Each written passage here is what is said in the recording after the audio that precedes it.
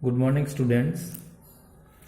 দেখো, আজকে আমি তোমাদের সাথে ইলেকট্রোস্ট্যাটিক্সের একটা খুব ইম্পর্টেন্ট বিষয় নিয়ে আলোচনা করব। সেটা হচ্ছে তড়িৎ বলরেখা, বা এটাকে ইংরেজিতে বলা হয় ইলেকট্রিক লাইন্স অফ ফোর্স। এটাকে ইলেকট্রিক ফিল্ড লাইন্সও বলা হয়ে থাকে। দেখো, আমরা এটা জেনেছি যে কোনো বিন্দুতে, তড়িৎ ক্ষেত্রের কোনো বিন্দুতে যদি তড়িৎ প্রাবল্য হয় ই, এবং সেই বিন্দুতে যদি আমরা একটা ধনাত্মক আধান কিউ রাখি, তাহলে পরে এই ধনাত্মক আধানটা তড়িৎ প্রাবল্যের অভিমুখে একটা বল অনুভব করে, এবং এই বলের প্রভাবে এই ধনাত্মক আধানটা যদি এটা মুক্ত আধান হয়, তাহলে এই তড়িৎ ক্ষেত্রে তড়িৎ প্রাবল্যের অভিমুখে গতিশীল হয়। এবার দেখো, এটা মনে করো একটা, এই যে আমরা এটা নিয়েছি, এটা মনে করো একটা অসম তড়িৎ ক্ষেত্র। এখন এই অসম তড়িৎ ক্ষেত্রের তিনটে বিন্দু আমরা কনসিডার করেছি, একটা হচ্ছে এ, একটা বি, আর একটা হচ্ছে সি। যেহেতু এটা একটা অসম তড়িৎ ক্ষেত্র, তাই আমরা বলতে পারি যে এর বিভিন্ন বিন্দুতে তড়িৎ প্রাবল্যের অভিমুখ ভিন্ন ভিন্ন হবে। এ বিন্দুতে তড়িৎ প্রাবল্য হচ্ছে এই দিক বরাবর, যেটাকে আমরা ই এ দ্বারা প্রকাশ করছি। বি বিন্দুতে তড়িৎ প্রাবল্য মনে করো এই দিক বরাবর, যেটাকে আমরা ই বি দ্বারা প্রকাশ করছি। এবং সি বিন্দুতে তড়িৎ প্রাবল্য সেটা হচ্ছে এই দিক বরাবর, যেটাকে আমরা ই সি দ্বারা প্রকাশ করছি। এবার মনে করো আমরা এই অসম তড়িৎ ক্ষেত্রে একটা মুক্ত ধনাত্মক আধানকে রাখলাম। মনে করো আমরা এখানে একটা মুক্ত ধনাত্মক আধান Q0 প্লাস Q0, একটা মুক্ত ধনাত্মক আধান, সেই মুক্ত ধনাত্মক আধানকে আমরা এখানে ছেড়ে দিলাম। তাহলে যখনই আমরা এই মুক্ত ধনাত্মক আধানটাকে এই অসম তড়িৎ ক্ষেত্রে ছেড়ে দেব, তখন এই মুক্ত ধনাত্মক আধানটা এ বিন্দুতে এই যে তড়িৎ প্রাবল্য দ্যাট ইজ ই এ, সেটা যে দিক বরাবর ক্রিয়াশীল সেই দিক বরাবর একটা বল অনুভব করে। কারণ আমরা অলরেডি বললাম যে কোনো বিন্দুতে যদি আমরা একটা মুক্ত ধনাত্মক আধানকে রাখি, তাহলে পরে সেই মুক্ত ধনাত্মক আধানটা ওই বিন্দুতে তড়িৎ প্রাবল্য যেদিকে ক্রিয়াশীল সেই দিক বরাবর একটা বল অনুভব করে, এবং যে বলটার মান আমরা বলে থাকি এফ সমান কিউই। ঠিক আছে, তাহলে এই এ বিন্দুতে যেহেতু তড়িৎ প্রাবল্য আমরা ই এ বলছি এবং তার অভিমুখ এই দিক বরাবর, তাহলে এইখানে যদি আমরা একটা মুক্ত ধনাত্মক আধান Q0কে ছেড়ে দিই, তাহলে সেই Q0 আধানটা কি হবে, এই এ বিন্দুতে যে পরিমাণ বল অনুভব করবে সেটা হবে Q0 ইন্টু ই এ, এবং সেটা তড়িৎ প্রাবল্যের অভিমুখ বরাবর গতিশীল হবে, দ্যাট ইজ এই দিক বরাবর গতিশীল হবে।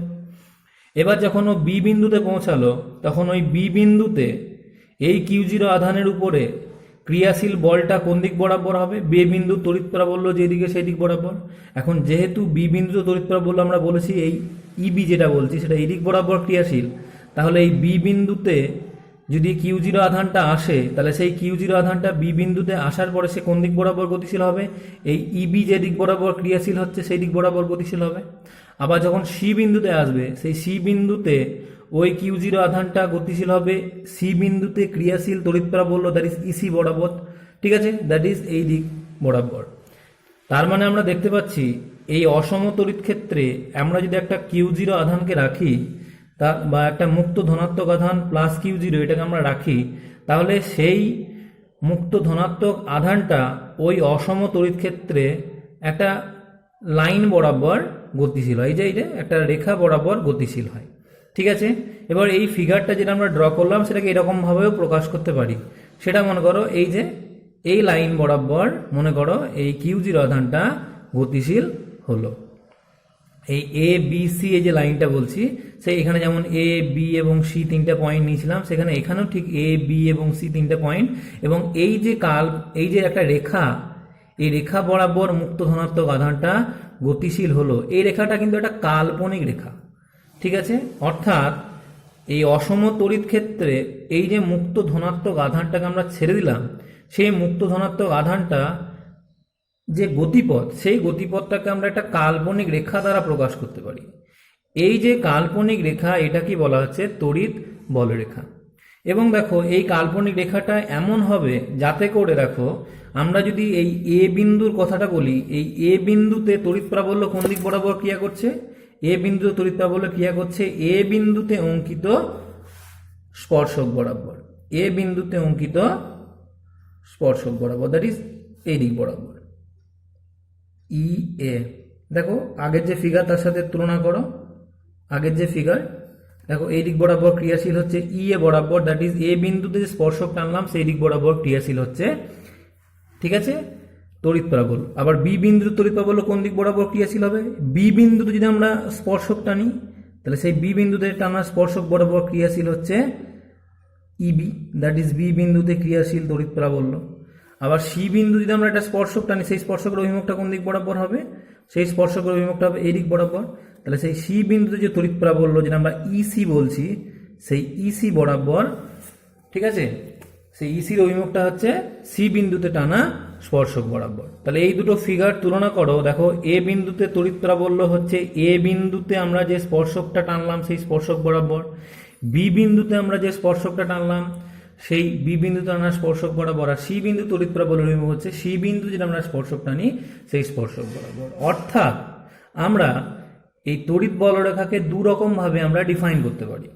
এক তো হচ্ছে প্রথম যে ডেফিনেশনটা, সেটা হচ্ছে তড়িৎ ক্ষেত্রের কোনো বিন্দুতে একটি মুক্ত ধনাত্মক আধানকে ছেড়ে দিলে সেটি যে কাল্পনিক রেখা বরাবর গতিশীল হয় তাকেই তড়িৎ বলরেখা বলে।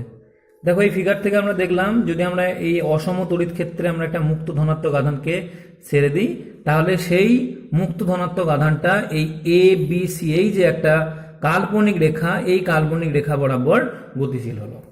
এবং আমরা আর একটা জিনিস দেখলাম যে এই যে কাল্পনিক রেখা, এই কাল্পনিক রেখার কোনো বিন্দু যদি আমরা স্পর্শক টানি, ঠিক আছে, তাহলে সেই বিন্দুতে টানা স্পর্শকটা ওই বিন্দুতে তড়িৎ প্রাবল্যের অভিমুখকে নির্দেশ করছে। সেই জন্য তড়িৎ বলরেখাকে আমরা এভাবেও ডিফাইন করতে পারি যে তড়িৎ বলরেখা হলো তড়িৎ ক্ষেত্রের এমন কতগুলি কাল্পনিক রেখা যার কোনো বিন্দুতে অঙ্কিত স্পর্শক ওই বিন্দুতে তড়িৎ প্রাবল্যের অভিমুখ নির্দেশ করে। বোঝা গেল? তাহলে এটা হচ্ছে একটা তড়িৎ বলরেখা। সেই তড়িৎ বলরেখার কোনো বিন্দুতে তড়িৎ প্রাবল্যের অভিমুখ জানতে গেলে আমার কি করতে হবে? সেই বিন্দুতে একটা স্পর্শক টানতে হবে। ঠিক আছে? তাহলে এটা গেল তড়িৎ বলরেখার ডেফিনেশন। এবার দেখো আমরা অলরেডি জেনেছি যে আমরা যদি কোনো একটা বিন্দুতে, এখানে মনে করো একটা বিন্দুতে একটা বিন্দু আধান রাখলাম, সেটা মনে করো কিউ, এবং এই কিউ আধান থেকে আর দূরে কোনো একটা পয়েন্ট আমরা নিলাম, সেটা মনে করো পি। সেই পি বিন্দুতে যে তড়িৎ প্রাবল্যের মান হয় সেটা আমরা লিখতে পারি ই সমান 1/4πε0 কিউ বাই আর স্কোয়ার। এটা আমরা অলরেডি জেনে এসেছি। দেখো এখান থেকে আমরা লিখতে পাচ্ছি ই ভ্যারিজেস হচ্ছে 1/r²। অর্থাৎ এই বিন্দু আধান থেকে আমরা যত দূরের দিকে সরে যাব তড়িৎ প্রাবল্যের মান তত কমতে থাকবে, এবং এই বিন্দু আধানের যত কাছে আসা যাবে তড়িৎ প্রাবল্যের মান তত বৃদ্ধি পাবে। দেখো আমরা এটাও জেনেছি যে যদি আমরা এখানে প্লাস কিউ আধান রাখি তাহলে এই প্লাস কিউ আধানের জন্য কোনো বিন্দুতে তড়িৎ প্রাবল্য, এটা মনে করো একটা বিন্দু, এই প্লাস কিউ আধানের জন্য কোনো বিন্দুতে তড়িৎ প্রাবল্য, মানে এই প্লাস কিউ আধানের জন্য এই বিন্দুতে যে তড়িৎ প্রাবল্য হবে তার অভিমুখ কোন দিক বরাবর হবে? এই প্লাস কিউ আধান থেকে বাইরের দিকে, দ্যাট ইজ এই দিক বরাবর। আবার যদি আমরা এখানে মাইনাস কিউ আধান রাখি, এখানে মনে করো মাইনাস কিউ আধান আছে, তাহলে এই মাইনাস কিউ আধানের জন্য কোনো বিন্দুতে তড়িৎ প্রাবল্য যেটা হয় তার অভিমুখ কোন দিক বরাবর হয়? না তো সেই মাইনাস কিউ আধানের দিকে। বোঝা গেল? অর্থাৎ প্লাস কিউ আধানের জন্য তড়িৎ প্রাবল্য হয় আধান থেকে বাইরের দিকে, আর মাইনাস কিউ আধানের জন্য তড়িৎ প্রাবল্য হয় কি না তো যে বিন্দুতে তড়িৎ প্রাবল্য নির্ণয় করতে চাইছি সেই বিন্দু থেকে আধানের অভিমুখে। এখন এইখানে মনে করো তুমি একটা বিচ্ছিন্ন ধনাত্মক আধান নিলে, সেটা মনে করো প্লাস কিউ। তাহলে এখানে আমরা একটা বিচ্ছিন্ন ধনাত্মক আধান নিলাম, সেটা হচ্ছে প্লাস কিউ। এবার এই বিচ্ছিন্ন ধনাত্মক আধানের জন্য যদি আমি জিজ্ঞাসা করি যে এই বিন্দুতে তড়িৎ প্রাবল্য কোন দিক বরাবর ক্রিয়াশীল হবে, এই বিন্দুতে তড়িৎ প্রাবল্য, ঠিক আছে, যেহেতু এটা প্লাস কিউ আধান, তাহলে প্লাস কিউ আধানের জন্য কোনো বিন্দুতে জানি তড়িৎ প্রাবল্য ওই আধান থেকে ওই বিন্দুর অভিমুখে ক্রিয়া করে বাইরের দিকে, দ্যাট ইজ এই অভিমুখে ক্রিয়া করবে। সিমিলারলি একই রকম ভাবে যদি আমরা বলি এই বিন্দুতে তড়িৎ প্রাবল্য কোন দিক বরাবর হবে, তাহলে সেই আধান থেকে বাইরের দিকে, দ্যাট ইজ এই দিক বরাবর। একই রকম ভাবে এই বিন্দুতে তড়িৎ প্রাবল্য কোন দিক বরাবর ক্রিয়া করবে, ওই আধান থেকে বাইরের দিকে, দ্যাট ইজ এই দিক বরাবর। আবার এই বিন্দুতে তড়িৎ প্রাবল্যের অভিমুখ হবে আধান থেকে বাইরের দিকে, দ্যাট ইজ এই দিক বরাবর। সিমিলারলি আমরা বলতে পারবো এই অভিমুখে এবং এই অভিমুখে বাইরের দিকে তড়িৎ প্রাবল্য ক্রিয়া করবে। আবার এখানেও বলতে পারি এই বিন্দুতে তড়িৎ প্রাবল্য হচ্ছে এই প্লাস কিউ আধান থেকে বাইরের দিকে, আবার এই বিন্দুতে তড়িৎ প্রাবল্য যদি জিজ্ঞাসা করি তাহলে সেটা হবে প্লাস কিউ আধান থেকে বাইরের দিকে। বোঝা গেল? তাহলে আমরা দেখলাম যে কোনো বিন্দুতে তড়িৎ প্রাবল্য প্লাস কিউ আধানের জন্য হয় সেই আধান থেকে বাইরের দিকে, ঠিক আছে। এবার মনে করো তুমি এইখানে একটা মুক্ত ধনাত্মক আধান, এই বিন্দুতেই একটা মুক্ত ধনাত্মক আধান প্লাস কিউ জিরো রাখলে, তাহলে আমরা তড়িৎ বলরেখার ডেফিনেশনে বলেছি যে তড়িৎ ক্ষেত্রের কোনো বিন্দুতে যদি আমরা একটা মুক্ত ধনাত্মক আধানকে ছেড়ে দিই, তাহলে সেই মুক্ত ধনাত্মক আধানটা যে রেখা বরাবর গতিশীল হয় সেটাই হচ্ছে তড়িৎ বলরেখা। তাহলে এইটা আমি যদি এখানে একটা মুক্ত ধনাত্মক আধান প্লাস কিউ যদি রাখি, তাহলে সেই মুক্ত ধনাত্মক আধানটা কোন দিক বরাবর গতিশীল হবে? অবশ্যই যে দিক বরাবর এই বিন্দুতে তড়িৎ প্রাবল্য ক্রিয়াশীল সেই অভিমুখে। এখন এই দিক বরাবর তড়িৎ প্রাবল্য কোন অভিমুখে ক্রিয়াশীল? এই প্লাস কিউ আধান থেকে এই লাইন বরাবর বাইরের দিকে। তাহলে এই প্লাস কিউ জিরো যে মুক্ত ধনাত্মক আধানটা রাখলাম, সেই মুক্ত ধনাত্মক আধানটা কোন দিক বরাবর গতিশীল হবে? এই দিক বরাবর গতিশীল হবে, অর্থাৎ এই লাইন বরাবর বা এই রেখা বরাবর। একই রকম ভাবে যদি আমি মুক্ত ধনাত্মক আধানটাকে এইখানে রাখতাম, তাহলে সে কোন দিক বরাবর গতিশীল হতো? এই রেখা বরাবর। আবার এই বিন্দু যদি রাখতাম তাহলে এই রেখা বরাবর গতিশীল হতো, এই বিন্দু রাখলে এই রেখা বরাবর, এই বিন্দুতে রাখলে এই রেখা বরাবর। অর্থাৎ আমরা দেখতে পাচ্ছি যে যদি আমরা কোনো একটা মুক্ত ধনাত্মক আধানকে আমরা এখানে রাখি, তাহলে সেই মুক্ত ধনাত্মক আধানটা কি না, তো এই প্লাস কিউ আধান থেকে রেডিয়ালি আউটওয়ার্ড ডিরেকশন বরাবর গতিশীল হয়। তাহলে এই যে আমরা রেখাগুলো পাচ্ছি, এই রেখাগুলোই হচ্ছে ওই মুক্ত ধনাত্মক আধানের কাল্পনিক যে গতিপথ সেইটা, ঠিক আছে। তাহলে এইগুলোই হচ্ছে তড়িৎ বলরেখা। কার জন্য না, তো একটা বিচ্ছিন্ন ধনাত্মক আধানের জন্য, ঠিক আছে। সেই প্লাস কিউ পরিমাণ বিচ্ছিন্ন ধনাত্মক আধানের জন্য তড়িৎ বলরেখার অভিমুখ কি হচ্ছে? রেডিয়ালি আউটওয়ার্ড, অর্থাৎ প্লাস কিউ আধান থেকে বহির্মুখী, ঠিক আছে। এবার এইটা তো গেল তড়িৎ বলরেখার সাহায্যে তড়িৎ প্রাবল্যের অভিমুখ, অর্থাৎ তড়িৎ প্রাবল্যের অভিমুখ এই প্লাস কিউ আধানের জন্য আমরা দেখতে পাচ্ছি কোন দিক বরাবর না, তো তড়িৎ বলরেখা যে দিক বরাবর হচ্ছে তড়িৎ প্রাবল্যের অভিমুখ সেই দিক বরাবর হচ্ছে।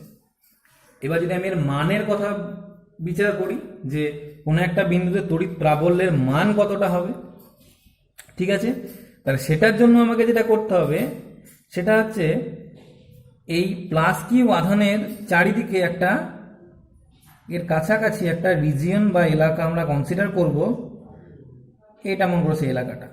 তাহলে এই রিজিয়নে দেখতে পাচ্ছ যে এই ইলেকট্রিক লাইনস অফ ফোর্স বা তড়িৎ বলরেখাগুলো, ঠিক আছে, কাছাকাছি অবস্থিত, কিন্তু এর থেকে আমরা যত দূরের দিকে সরব দেখতে পাবো তড়িৎ বলরেখাগুলোর মধ্যে যে পারস্পরিক দূরত্ব সেটা কিন্তু বৃদ্ধি পাবে। দেখো এই রিজিয়নে এই দুটো লাইনস অফ ফোর্সের মধ্যে যে দূরত্ব বা এইগুলোর মধ্যে বা পাশাপাশি থাকা দুটো তড়িৎ বলরেখার মধ্যে যে দূরত্ব, তার থেকে কিন্তু এই রিজিয়নে মানে অর্থাৎ এই প্লাস কিউ আধান থেকে আমরা যত দূরের দিকে সরে যাচ্ছি তত দেখতে পাচ্ছি এই ইলেকট্রিক লাইন্স অফ ফোর্সগুলোর মধ্যে বা তড়িৎ বলরেখাগুলোর মধ্যে দূরত্ব বাড়ছে। অর্থাৎ আমরা এই প্লাস কিউ আধান থেকে যত বাইরের দিকে সরে যাচ্ছি ইলেকট্রিক ফিল্ড ইন্টেন্সিটি বা তড়িৎ ক্ষেত্রের প্রাবল্যের মান কিন্তু কমছে। অর্থাৎ আমরা বলতে পারি যে এলাকাতে তড়িৎ ক্ষেত্রের প্রাবল্য বেশি হবে সে এলাকাতে তড়িৎ বলরেখাগুলো অনেক কাছাকাছি অবস্থান করবে বা ঘন সন্নিবিষ্ট হবে।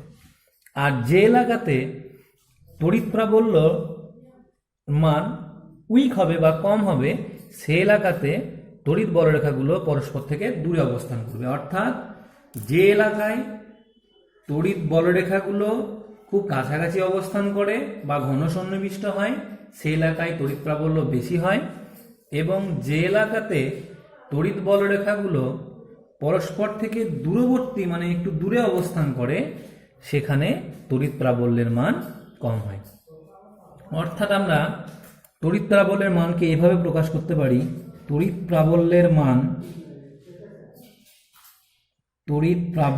মান এটার সমান লেখা যাবে কি না তো তড়িৎ বলরেখার সংখ্যা ঘনত্ব, ডেন্সিটি অফ বা number density of electric lines of force, তড়িৎ বলরেখার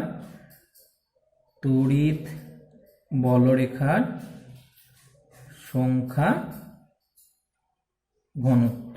যেখানে তড়িৎ বলরেখার সংখ্যা ঘনত্ব যত বেশি হবে সেখানে তড়িৎ প্রাবল্যের মান তত বেশি হবে। ঠিক আছে, এটা তো গেল একটা বিচ্ছিন্ন ধনাত্মক আধানের জন্য। আর আরেকটা জিনিস দেখো, বিচ্ছিন্ন ধনাত্মক আধান থেকে আমরা যত দূরের দিকে সরে যাচ্ছি দেখছি ইলেকট্রিক লাইন্স অফ ফোর্সগুলোর মধ্যে দূরত্ব বাড়ছে, তার মানে ইলেকট্রিক ফিল্ড ইন্টেন্সিটি তত বেশি উইক হচ্ছে। এইভাবে আমরা দূরে সরতে সরতে যখন আমরা একদম অসীমে যাব সেখানে তড়িৎ প্রাবল্যের মান শূন্য হবে। অর্থাৎ আমরা বলতে পারি কি না তো একটা বিচ্ছিন্ন ধনাত্মক আধানের জন্য তড়িৎ বলরেখাগুলো শুরু হচ্ছে কোথায়? শুরু হচ্ছে ওই আধান থেকে এবং শেষ হচ্ছে কোথায় গিয়ে?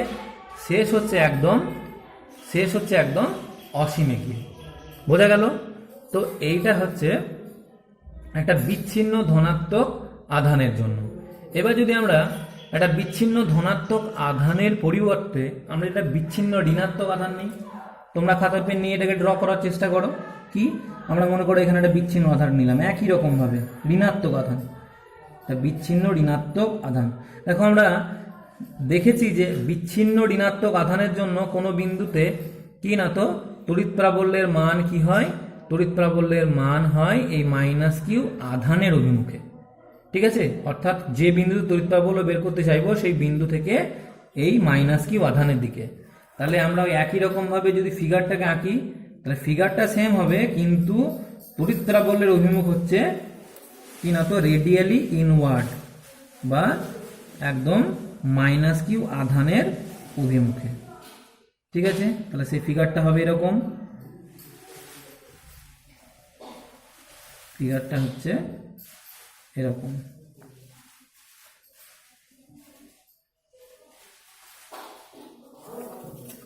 বেশ, তাহলে এটা কি না তো ডিরেকশন আমরা দেখাবো সর্বদা কোন দিকে না তো ওই বাইরে থেকে মাইনাস কিউ আধানের অভিমুখে, মাইনাস কিউ আধানের অভিমুখে। অর্থাৎ এই বিন্দুতে তড়িৎ প্রাবল্য কোন দিক বরাবর ক্রিয়া করছে? এই বাইরে থেকে মাইনাস কিউ এর অভিমুখে। এই বিন্দুতে তড়িৎ প্রাবল্য একই রকম ভাবে, ঠিক আছে, রেডিয়ালি ইনওয়ার্ড। প্রত্যেকটা বিন্দুতে তড়িৎ প্রাবল্যের অভিমুখ হচ্ছে বাইরে থেকে আধানের অভিমুখে। এবার যদি আমরা এখানে একটা আধান মনে করো মুক্ত ধনাত্মক আধান Q0 রাখলাম, ঠিক আছে, প্লাস Q0 মুক্ত ধনাত্মক আধান আমরা রাখলাম, তাহলে সেই মুক্ত ধনাত্মক আধানটা কোন দিক বরাবর গতিশীল হবে? মুক্ত ধনাত্মক আধানটা গতিশীল হবে যেদিক বরাবর তড়িৎ প্রাবল্য ক্রিয়া করছে সেই অভিমুখে, অর্থাৎ এই লাইন বরাবর। আমরা যদি এই মুক্ত ধনাত্মক আধানটাকে এই বিন্দু রাখি তাহলে সেই কোন দিক বরাবর গতিশীল হচ্ছে? এই রেখা বরাবর। এখানে রাখলে পরে এই রেখা বরাবর। অর্থাৎ আমরা দেখতে পাচ্ছি এই মুক্ত ধনাত্মক আধানের অভিমুখটা হচ্ছে রেডিয়ালি ইনওয়ার্ড, বাইরে থেকে আধানের অভিমুখে। এবং এই যে আমরা রেখাগুলো পেলাম, এই রেখাগুলো কি? এই রেখাগুলোই হচ্ছে এই মুক্ত ধনাত্মক আধানের যে গতিপথ, সেইটা যেটাকে আমরা বলতে পারি তড়িৎ বলরেখা বা ইলেকট্রিক লাইন্স অফ ফোর্স। বোঝা গেল? তাই এটা হচ্ছে মাইনাস কিউ আধানের জন্য ইলেকট্রিক লাইন্স অফ ফোর্স। এবার একটা জিনিস খেয়াল করো, আমরা আগের মতোই ঠিক একই রকম ভাবে বলতে পারি কি, যেমন একটা মুক্ত ধনাত্মক আধানের জন্য কি আধান থেকে আমরা যত দূরের দিকে সরছিলাম তড়িৎ প্রাবল্যের মান কমছিল, ঠিক একই রকম ভাবে মাইনাস কিউ আধান থেকে আমরা যত দূরের দিকে সরবো তড়িৎ প্রাবল্যের মান কিন্তু কমবে, কেবল অভিমুখটা হচ্ছে বিপরীত দিকে।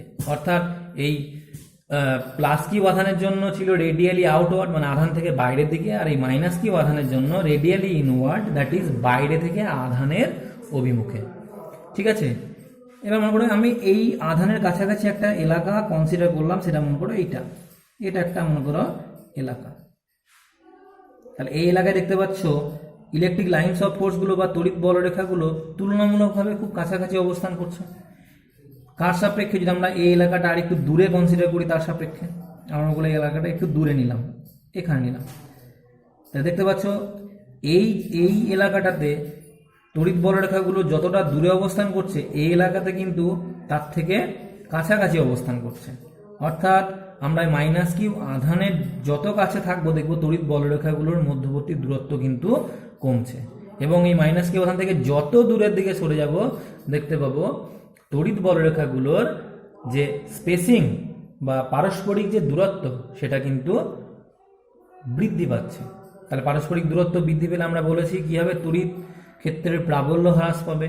ঠিক আছে, অর্থাৎ মাইনাস কিউ আধানের কাছাকাছি এলাকাতে তড়িৎ ক্ষেত্রের প্রাবল্য বেশি হবে, এবং মাইনাস কিউ আধান থেকে দূরের এলাকাতে যেখানে তড়িৎ বলরেখার সংখ্যা ঘনত্বটা কম, মানে ডেনসিটি কমে যাচ্ছে, সেখানে তড়িৎ প্রাবল্যের মান হ্রাস পাবে। এবং এটা দেখতে পাবো তড়িৎ প্রাবল্যটা কোথায় জিরো হবে, একদম অসীমে গিয়ে জিরো হবে। এবং প্লাস কিউ আধানের জন্য আমরা যেমন বললাম যে তড়িৎ বলরেখাগুলো প্লাস কিউ আধান থেকে রেডিয়ালি আউটওয়ার্ড ডিরেকশনে গিয়ে কোথায় গিয়ে শেষ হয়, অসীমে গিয়ে। ঠিক একই রকমভাবে মাইনাস কিউ আধানের জন্য কিন্তু তড়িৎ বলরেখাগুলো অসীম থেকে শুরু হচ্ছে এবং শেষ হচ্ছে কোথায়, এই মাইনাস কিউ আধানে এসে। ঠিক আছে, বেশ, এটা তো খুব সোজা একটা ফিগার গেল। যদি আমরা আধানগুলোকে বিচ্ছিন্ন করে রাখি, অর্থাৎ এই প্লাস কিউ আধান এখানে আছে, এর কাছাকাছি মনে করো এর কোনো মাইনাস কিউ বা অন্য কোনো আধান নেই, এখানে আমরা একটা মাইনাস কিউ আধান বিচ্ছিন্ন করে রাখলাম, মানে এর কাছাকাছি অন্য কোনো আধান নেই, এটাকে আমরা পুরো আইসোলেট করে রেখেছি। এবার যদি আমরা এরকম একটা ব্যাপার ভাবি যে যেখানে দুটো সমপরিমাণ আধান নিলাম, ঠিক আছে, দুটোই মনে করো কিউ আধান, কিন্তু একটা মনে করো প্লাস কিউ আর একটা মনে করো মাইনাস কিউ, তো সেক্ষেত্রে তড়িৎ বলরেখা কেমন হবে সেটা আমরা এবার দেখব। তাহলে এই ফিগারটা একটু তোমরা খেয়াল করো, যে যদি আমরা এরকম করি, একটা প্লাস কিউ আধান এবং একটা মাইনাস কিউ আধানের জন্য ব্যাপারটাকে ভাবি, এখানে মনে করো একটা আধান দেখেছি, ঠিক আছে, প্লাস কিউ, আর এখানে একটা আধান দেখেছি মাইনাস কিউ, অর্থাৎ আমরা কি সমপরিমাণ কিন্তু বিপরীত আধান যদি আমরা নিই, তাহলে তাদের ক্ষেত্রে তড়িৎ বলরেখা আমরা কিভাবে ড্র করব সেটা দেখে নাও। তাদের ক্ষেত্রে ফিগারটা দেখো, আমরা একটা এই যে ফিগারটা ড্র করেছি এরকমই আমরা একটা ফিগার পাবো, কিন্তু এটা কিভাবে হচ্ছে সেটা আমরা এইভাবে দেখাই। মনে করো আমরা এইখানে আমরা একটা পয়েন্ট নিলাম, এখানে একটা পয়েন্ট নিলাম, তাহলে এবং সেই পয়েন্টে মনে করো আমরা একটা মুক্ত ধনাত্মক আধানকে রেখেছি। তাহলে সেই মুক্ত ধনাত্মক আধান যেদিক বরাবর গতিশীল হবে তড়িৎ বলরেখা হবে সেই দিক বরাবর। ঠিক আছে, তাহলে এই মুক্ত ধনাত্মক আধানটাকে দেখো কে বল প্রয়োগ করছে, এই মুক্ত ধনাত্মক আধানটাকে বল প্রয়োগ করছে এইখানে থাকা প্লাস কিউ আধান আর এখানে থাকা মাইনাস কিউ আধান। কিন্তু এই যে পয়েন্ট আমরা এখানে নিয়েছি দেখো, এই পয়েন্টে এই প্লাস কিউ আধানের জন্য কিন্তু তড়িৎ প্রাবল্য অধিক হবে। কেন? কারণ এই প্লাস কিউ আধান থেকে এই বিন্দুটা কিন্তু কাছে অবস্থিত, আর এই মাইনাস কিউ আধানের জন্য এই বিন্দুতে তড়িৎ প্রাবল্য কিন্তু তুলনামূলকভাবে কম হবে। কেন? তার কারণ হচ্ছে এই বিন্দুটা মাইনাস কিউ আধান থেকে তুলনামূলকভাবে দূরে অবস্থান করছে। তাহলে এবার আমরা এক কাজ করব, প্লাস কিউ আধানের জন্য এই বিন্দুতে মনে করো তড়িৎ প্রাবল্যের অভিমুখটা ক্রিয়া করছে তোমার এদিক বরাবর। আমরা ধরে নিলাম প্লাস কিউ আধানের জন্য এই বিন্দুতে তড়িৎ প্রাবল্যের অভিমুখটা কোন দিকে? আমরা জানি এই প্লাস কিউ আধান থেকে একদম যদি এই ওই বিন্দুর দিকে যদি আমরা একটা রেখা টানি তাহলে সেই রেখা বরাবর হবে, দ্যাট ইজ এই দিক বরাবর হচ্ছে। এদিক বরাবর হচ্ছে, সেটা মনে করো আমরা বললাম E1, ঠিক আছে। আর এই মাইনাস কিউ আধানের জন্য যে তড়িৎ প্রাবল্য তার অভিমুখটা কোন দিক বরাবর হবে, এই বিন্দু থেকে মাইনাস কিউ আধানের অভিমুখে, দ্যাট ইজ এই দিক বরাবর। এটাকে মনে করো আমরা বললাম E2।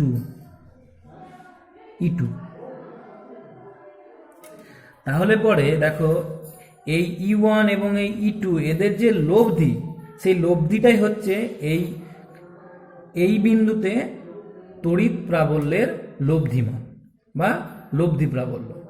তাহলে এদের যে লব্ধি সেটা কোন দিক বরাবর হবে, অবশ্যই দেখো এই দিক বরাবর এদের লব্ধি ক্রিয়া করবে,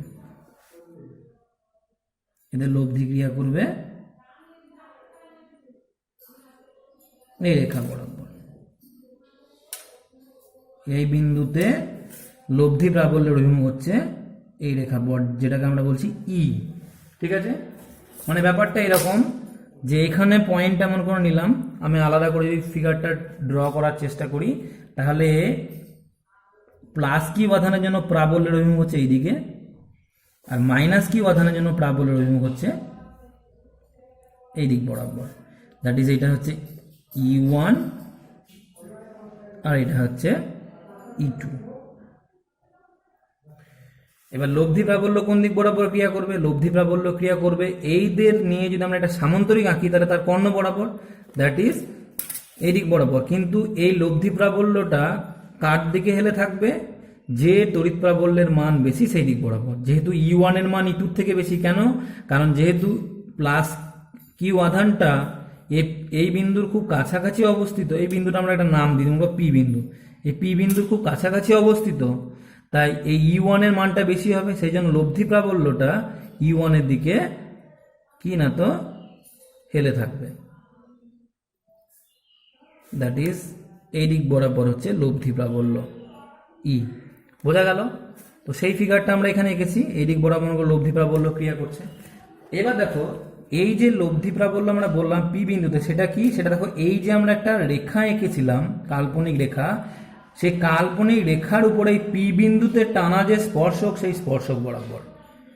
দেখো তড়িৎ বলরেখার ডেফিনেশনে আমি বলেছিলাম তড়িৎ বলরেখা হচ্ছে তড়িৎ ক্ষেত্রের এমন কতগুলি কাল্পনিক রেখা যার কোনো বিন্দুতে যদি আমরা স্পর্শক টানি তাহলে সেই স্পর্শকটা ওই বিন্দুতে তড়িৎ প্রাবল্যের অভিমুখ নির্দেশ করবে। অর্থাৎ আমরা এইটা যদি একটা তড়িৎ বলরেখা হয় তাহলে অবশ্যই এই পি বিন্দুতে যদি আমরা একটা স্পর্শক টানি, সেই স্পর্শকটাই এই পি বিন্দুতে তড়িৎ প্রাবল্য বা লব্ধি প্রাবল্যের মান প্রকাশ করছে। তাহলে অর্থাৎ আমরা এই পি বিন্দুতে যদি আমরা একটা মুক্ত ধনাত্মক আধান রাখি তাহলে সে কোন দিক বরাবর গতিশীল হবে, এই লব্ধি প্রাবল্য যে দিক বরাবর, দ্যাট ইজ এই রেখা বরাবর গতিশীল হবে। আবার আমরা যখন আমরা এই বিন্দুতে ভাববো চলে আসবে এই মুক্ত ধনাত্মক আধানটা, তখন এই বিন্দুতে তড়িৎ প্রাবল্যের অভিমুখ বা এর উপর প্রযুক্ত বলের অভিমুখটা কোন দিক বরাবর হবে, এই বিন্দুতে টানা স্পর্শক বরাবর, দ্যাট ইজ এই দিক বরাবর। আবার যখন ওই মুক্ত ধনাত্মক আধানটা এখানে আসবে তখন তার উপরে প্রযুক্ত বলের অভিমুখটা কোন দিক বরাবর হবে, এই বিন্দুতে যদি আমরা একটা স্পর্শক টানি সেই দিক বরাবর। যখন এই মুক্ত ধনাত্মক আধানটা এখানে আসবে তখন তার উপরে প্রযুক্ত বলের অভিমুখটা কোন দিক বরাবর হবে, এই বিন্দুতে আঁকা স্পর্শক বরাবর। অর্থাৎ আমরা দেখতে পাচ্ছি এই মুক্ত ধনাত্মক আধানটা এই রেখা বরাবর গতিশীল হচ্ছে। তাহলে এইটাই হচ্ছে তড়িৎ বলরেখা। এখানে কি একটা সমপরিমাণ দুটো আধান আমরা নিয়েছি কিন্তু বিপরীতধর্মী, একটা প্লাস কিউ একটা মাইনাস কিউ। সেই জন্য আমরা যদি প্রত্যেকটা পয়েন্টে এরকম ভাবে আঁকি তাহলে আমরা এরকম একটা ফিগার পাবো। অর্থাৎ যদি আমরা এখানে একটা এরকম হয়, আমরা কোনো রকম ভাবে যদি একটা মুক্ত ধনাত্মক আধানকে আমরা ছেড়ে দিতে পারি তাহলে দেখতে পাবো সেই মুক্ত ধনাত্মক আধানটা এইরকম কাল্পনিক রেখা বরাবর গতিশীল হচ্ছে। তাহলে এইগুলো হচ্ছে তড়িৎ বলরেখা। বোঝা গেল? এবার এই যে তড়িৎ বলরেখা আমরা আঁকলাম এটা কি না তো সমপরিমাণ কিন্তু বিপরীত আধানের জন্য তড়িৎ বলরেখা। এবার আমরা একটা জিনিস খেয়াল করি, দেখো এই যে এলাকা, এই এলাকাতে আমরা মনে করো একটা ক্ষেত্রফল কনসিডার করলাম, ঠিক আছে। আর ওই যতটা পরিমাণ ক্ষেত্রফল এখানে নিলাম ঠিক ততটা পরিমাণ ক্ষেত্রফল মনে করো আমি এইখানে নিচ্ছি।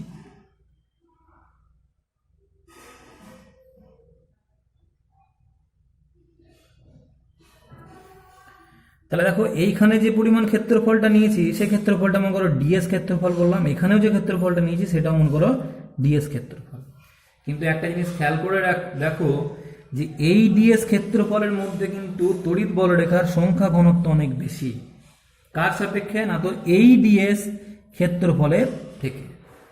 আবার আমরা জানি যেখানে সংখ্যা ঘনত্ব বেশি সেখানে তড়িৎ ক্ষেত্রের প্রাবল্য বেশি হবে। অর্থাৎ আমরা বলতে পারি এই যে আমরা এলাকাটা নিলাম এখানে তড়িৎ প্রাবল্য এই বিন্দু থেকে বেশি হবে। আর একটা উদাহরণ নিয়ে তাহলে বুঝতে পারবা। মনে করো আমরা এইখানে একটা সারফেস নিলাম বা ক্ষেত্রফল নিলাম, এবার এই সারফেস থেকে কিছুটা দূরে আমরা অন্য একটা জায়গাতে সারফেস মনে করে নিলাম, সেটা মনে করো এইখানে, এখানে একটা সারফেস নিলাম ওই একই পরিমাণ।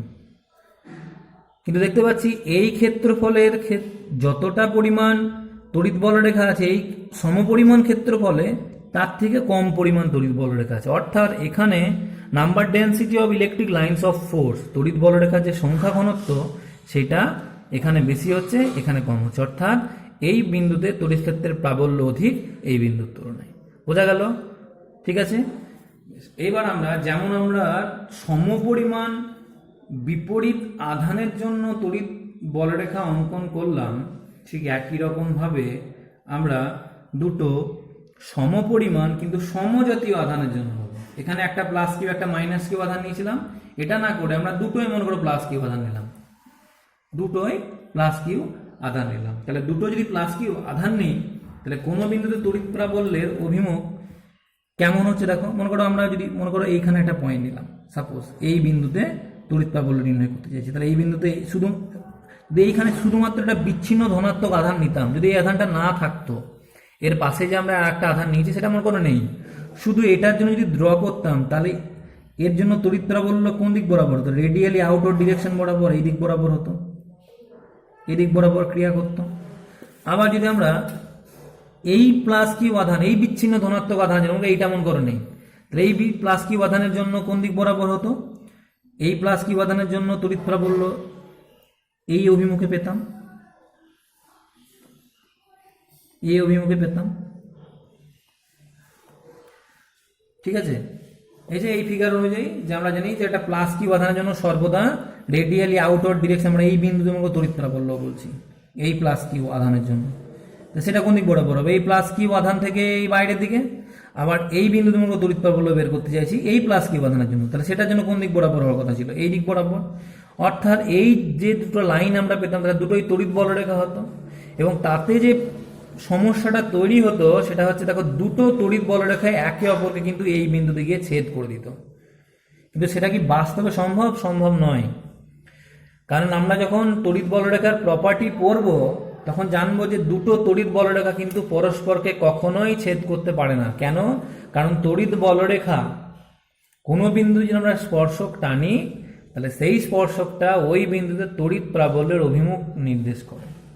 এখন যদি দুটো তড়িৎ বলরেখা এক অপরকে ছেদ করে কোনো বিন্দু, তাহলে ওই ছেদ বিন্দুতে আমরা দুটো স্পর্শক টানতে পারবো দুটো তড়িৎ বলরেখার জন্য, এবং তার ফলে কি হবে?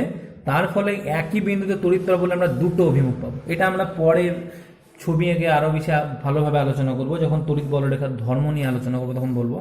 তাহলে মোট কথা এটা তোমরা মনে রাখো যে দুটো তড়িৎ বলরেখা কখনো একে অপরকে ছেদ করতে পারে না।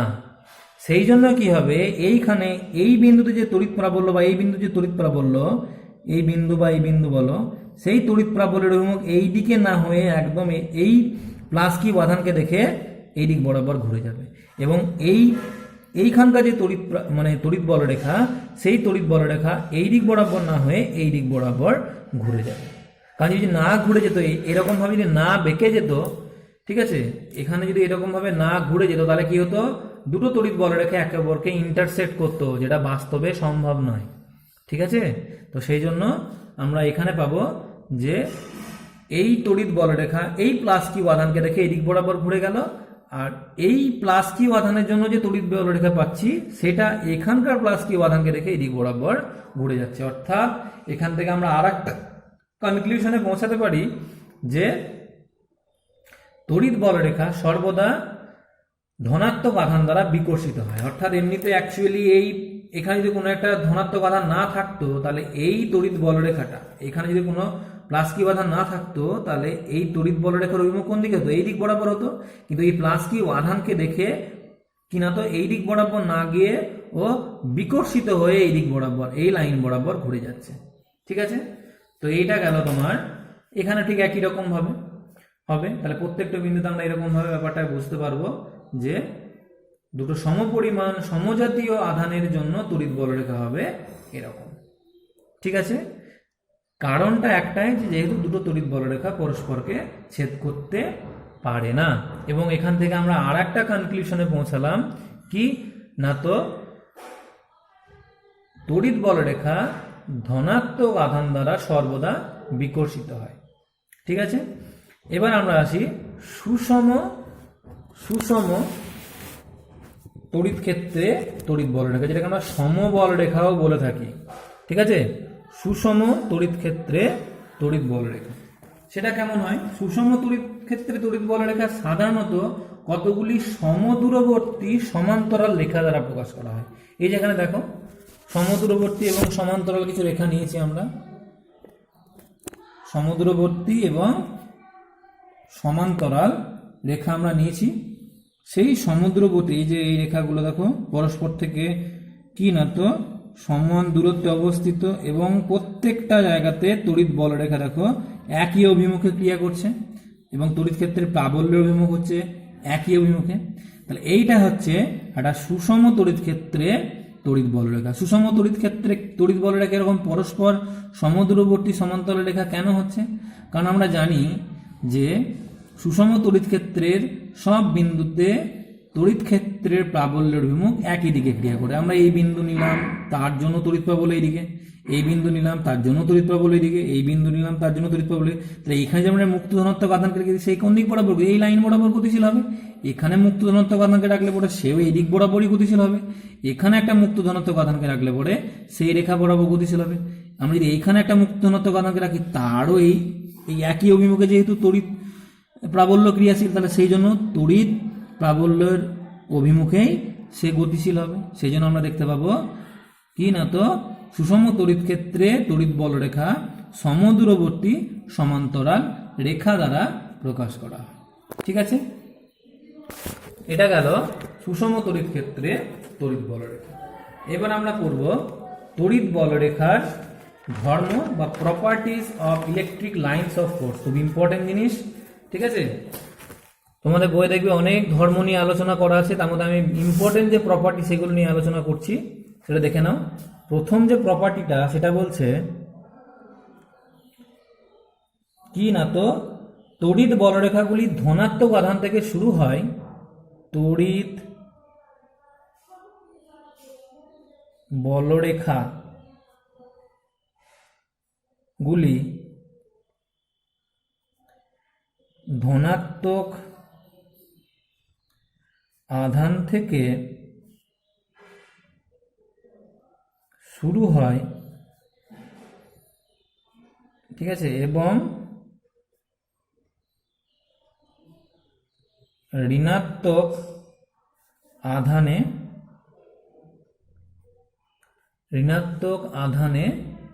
শেষ হয়।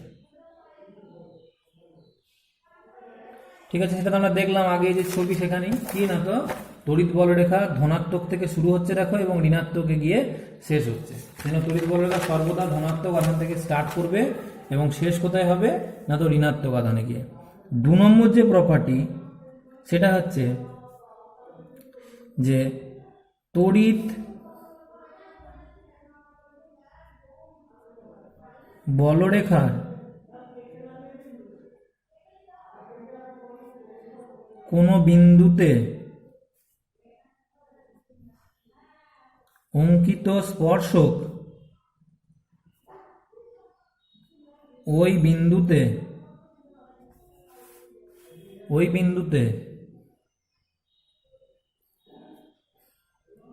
তড়িৎ প্রাবল্যের অভিমুখ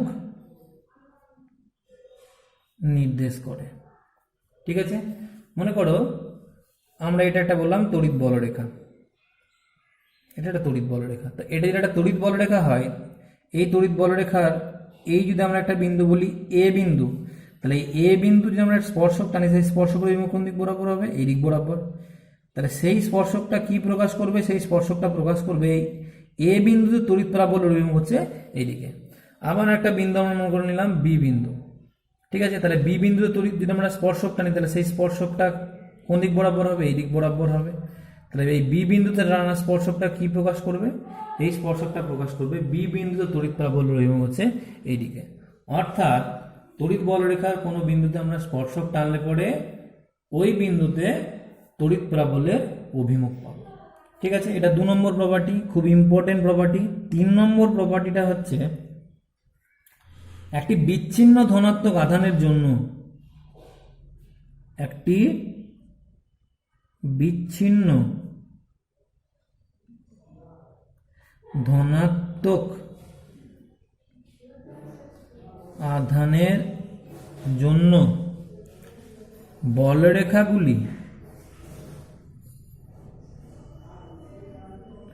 বলরেখাগুলি আধান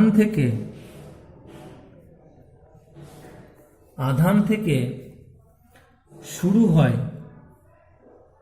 বা নির্গত হয়, যা বলবে, আধান থেকে শুরু হয় এবং শেষ হয় অসীমে গিয়ে। একই রকম ভাবে আমরা বলতে পারি একটি বিচ্ছিন্ন ঋণাত্মক আধানের জন্য বলরেখাগুলি কোথায় শুরু হচ্ছে? অসীমে শুরু হচ্ছে। অসীমে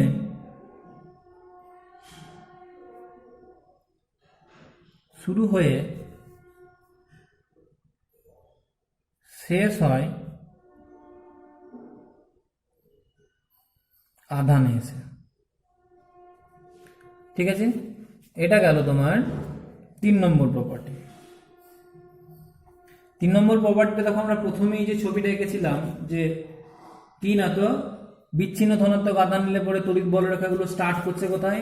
বিচ্ছিন্ন ধনাত্মক আধানের তড়িৎ বলরেখাগুলো স্টার্ট করছে দেখো আধান থেকে এবং শেষ হচ্ছে কোথায়? অসীমে গিয়ে। এবং বিচ্ছিন্ন ঋণাত্মক আধানের জন্য তড়িৎ বলরেখাগুলো স্টার্ট করছে অসীম থেকে এবং শেষ হচ্ছে কোথায়? শেষ হচ্ছে আধানে এসে, ঠিক আছে।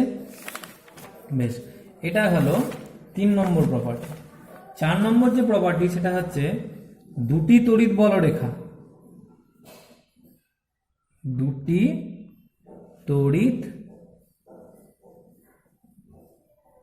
বলরেখা কখনোই পরস্পরকে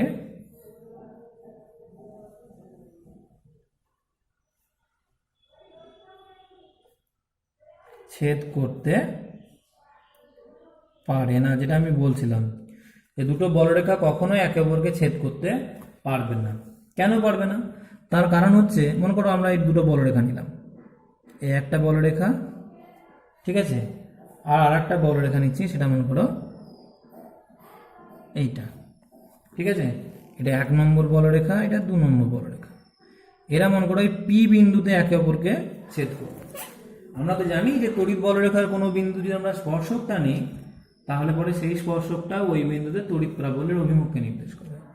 তাহলে দেখো, এই যে ছেদ বিন্দু আমরা পেলাম, সেই ছেদ বিন্দুর জন্য 1 নম্বর বলরেখার উপর যদি আমরা স্পর্শকটা টানি ছেদ বিন্দু থেকে, তাহলে সেটা কোন দিক বরাবর হবে? সেটা যে দিক বরাবর, ঠিক আছে। দ্যাট ইজ, এটা কি প্রকাশ করছে? এটা প্রকাশ করছে পি বিন্দুর তড়িৎ প্রাবল্য হচ্ছে ইপি, যদি বলি সেটা হচ্ছে এই দিক বরাবর। আর এই 2 নম্বর যে বলরেখা, তার উপরে যদি আমরা স্পর্শক টানি পি বিন্দু থেকে, তাহলে তার অভিমুখটা কোন দিক বরাবর হবে? তার অভিমুখটা অবশ্যই হবে এই দিক বরাবর, দ্যাট ইজ এই অভিমুখে।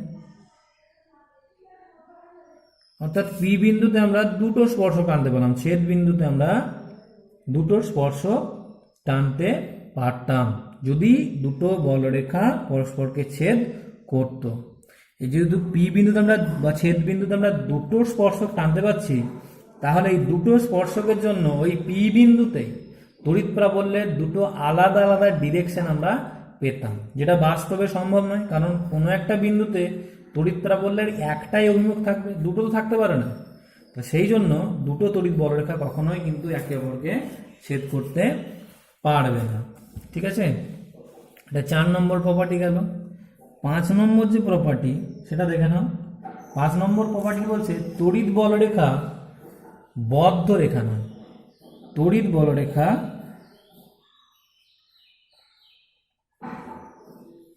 তড়িৎ বলরেখা গুলি বদ্ধ রেখা নয়। কি তাহলে নিশ্চয়ই এটা মুক্ত রেখা।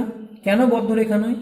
কারণ আমরা জানি তড়িৎ বলরেখা প্লাস আধান থেকে শুরু হচ্ছে আর মাইনাস আধানে গিয়ে শেষ হচ্ছে, অর্থাৎ ধনাত্মক আধানে শুরু করছে এবং ঋণাত্মক আধানে গিয়ে শেষ হচ্ছে। এটা আমাদের একটা তড়িৎ বলরেখা, প্লাস থেকে শুরু হলো মাইনাসে গিয়ে শেষ হলো। কিন্তু এটা এরকম তো হয় না যে মাইনাস থেকে আবার পুনরায় ব্যাক করে প্লাসে আসছে, এরকম তো হয় না। এটা যদি হতো তাহলে এরা একটা বদ্ধ পথ গঠন করত। কিন্তু তড়িৎ বলরেখা সর্বদাই প্লাস থেকে শুরু হয় আর মাইনাসে গিয়ে শেষ হয়, প্লাস থেকে শুরু হয় মাইনাসে গিয়ে শেষ হয়। অর্থাৎ তড়িৎ বলরেখা হচ্ছে মুক্ত রেখা। কখনোই কিন্তু ওই মাইনাস যেটা প্লাস থেকে শুরু হয়ে মাইনাসে গেল, মাইনাস থেকে আবার প্লাসে ফিরলো, এটা কিন্তু হয় না। ঠিক আছে, সেই জন্য তড়িৎ বলরেখা হচ্ছে মুক্ত রেখা, এগুলো বদ্ধ রেখা নয়। কিন্তু এটা যদি আমরা ম্যাগনেটের ক্ষেত্রে দেখতাম, ম্যাগনেটিক লাইন্স অফ ফোর্স বা চৌম্বক বলরেখা কিন্তু বদ্ধ পথ গঠন করে। ও উত্তর মেরু থেকে শুরু করে শেষ হয় দক্ষিণ মেরুতে, আবার তড়িৎ চৌম্বকের ভিতরে দক্ষিণ মেরু থেকে আবার উত্তর মেরু দিকে। সেই জন্য আমরা চৌম্বক যখন পড়বো তখন এটা নিয়ে আলোচনা করবো। মোট কথা হচ্ছে তড়িৎ বলরেখা কিন্তু বদ্ধ রেখা নয়, কারণ এটা সর্বদা প্লাস থেকে শুরু হয়ে মাইনাসে গিয়ে শেষ হয়। ঠিক আছে, তাহলে এটা গেল 5 নম্বর প্রপার্টি। এবার 6 নম্বর যে প্রপার্টি সেটা খুব ইম্পর্টেন্ট একটা প্রপার্টি, সেটা হচ্ছে স্থির তড়িৎ অবস্থায় বা আন্ডার ইলেকট্রোস্ট্যাটিক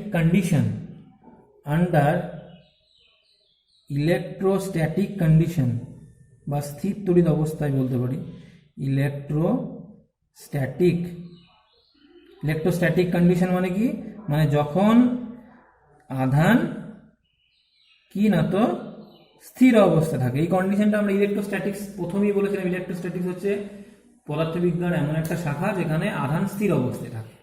ঠিক আছে, তাহলে আন্ডার ইলেকট্রোস্ট্যাটিক কন্ডিশন কি না তো পরিবাহীর অভ্যন্তরে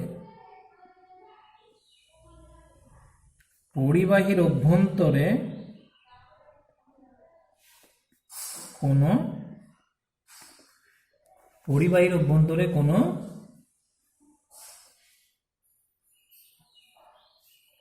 তড়িৎ বলরেখা থাকে না। ঠিক আছে, পরিবাহীর অভ্যন্তরে তড়িৎ বলরেখা থাকে না। তড়িৎ বলরেখা না থাকলে নিশ্চয়ই পরিবাহীর অভ্যন্তরে E = বা ইলেকট্রিক ফিল্ড ইন্টেন্সিটিটা 0 হবে, কারণ তড়িৎ বলরেখাটা আমরা পাই কিসের জন্য? মুক্ত ধনাত্মক আধানের উপরে তড়িৎ প্রাবল্য একটা বল প্রয়োগ করে এবং সেই বলের অভিমুখে ওই আধানটা গতিশীল হয়, সেটা যে তড়িৎ বলরেখা, ওই গতিপথটাই তো তড়িৎ বলরেখা। এখন কোনো একটা পরিবাহীর অভ্যন্তরে যদি তড়িৎ বলরেখা না থাকে তাহলে পরে অবশ্যই ওই পরিবাহীর অভ্যন্তরে ইলেকট্রিক ফিল্ড ইন্টেন্সিটিটা শূন্য হবে। ঠিক আছে, অর্থাৎ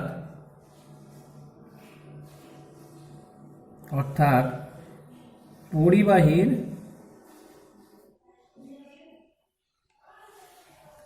অভ্যন্তরে E = 0।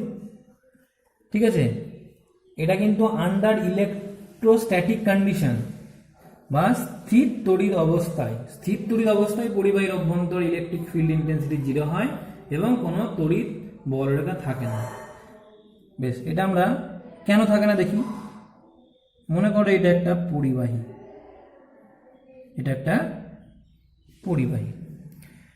আমরা ধরে নিলাম যে এই পরিবাহীর অভ্যন্তরে যদি একটা তড়িৎ ক্ষেত্র এক্সিস্ট করে বা তড়িৎ প্রাবল্য থাকে, তাহলে সেই তড়িৎ প্রাবল্য থাকলে পরে সেই তড়িৎ প্রাবল্য বা তড়িৎ বলরেখা যদি থাকে সেটা মনে করে এই দিক বরাবর ক্রিয়া করছে। যদি থাকতো তাহলে কি হতো, তাহলে পরে যেহেতু এটা একটা পরিবাহী, তাহলে পরিবাহীর মধ্যে অসংখ্য মুক্ত ইলেকট্রন আছে, তাহলে এখানে যে মুক্ত ইলেকট্রন এগুলো সব মুক্ত ইলেকট্রন ধরে নাও। তাহলে এই যে মুক্ত ইলেকট্রনগুলো আছে সেই মুক্ত ইলেকট্রনগুলো কি হতো, আমরা জানি মুক্ত ইলেকট্রন যেহেতু ঋণাত্মক আধান, তাহলে সেই জন্য ইলেকট্রিক ফিল্ড যেদিক বরাবর ক্রিয়া করছে তার উল্টো দিকে বা তার বিপরীত অভিমুখে এই মুক্ত ইলেকট্রনগুলো গতিশীল হতো। কারণ আমরা জানি যে ধনাত্মক আধানের উপরে প্রযুক্ত বল হয় ইলেকট্রিক ফিল্ড ইন্টেন্সিটি যেদিকে সেদিকে, আর ঋণাত্মক আধান ইলেকট্রন যেহেতু একটা ঋণাত্মক আধান, তাহলে ইলেকট্রনের উপর প্রযুক্ত বলটা কোন দিক বরাবর হবে, তড়িৎ প্রাবল্যের অভিমুখের বিপরীত দিকে। তাহলে সেজন্য এই মুক্ত ইলেকট্রনগুলো কি হবে, এই ইলেকট্রিক ফিল্ডের জন্য একটা বল অনুভব করবে এবং সেটা কোন দিক বরাবর গতিশীল হবে, এটা গতিশীল হবে এই তড়িৎ প্রাবল্যের বিপরীত দিকে। যেহেতু মুক্ত ইলেকট্রনগুলো পরিবাহীর ভিতরে গতিশীল হচ্ছে, তাহলে আমরা কি পাবো, ওই ইলেকট্রনের গতিশীলতার জন্য আমরা এর ভিতরে একটা কারেন্ট পেয়ে যাবো, অর্থাৎ এই পরিবাহীর ভিতরে একটা কারেন্টের সৃষ্টি হবে।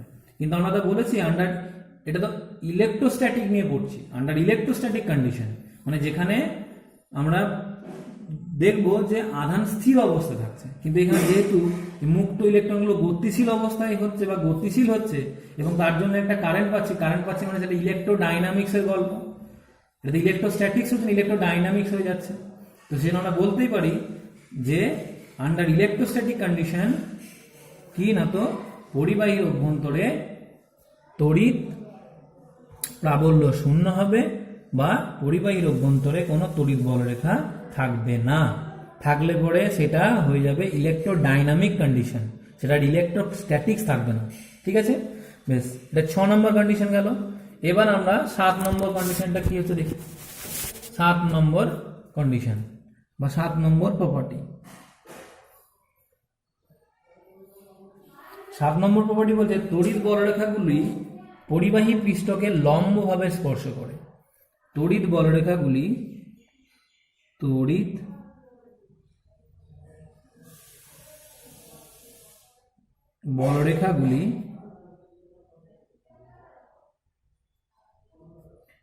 পরিবাহী পৃষ্ঠকে